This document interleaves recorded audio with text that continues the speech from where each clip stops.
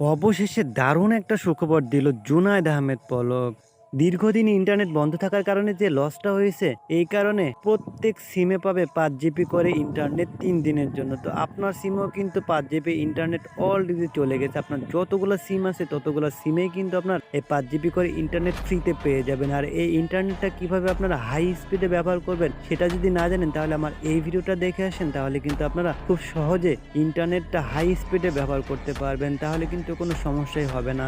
অবশেষে দারুণ একটা সুখবর দিল জুনায়েদ আহমেদ পলক।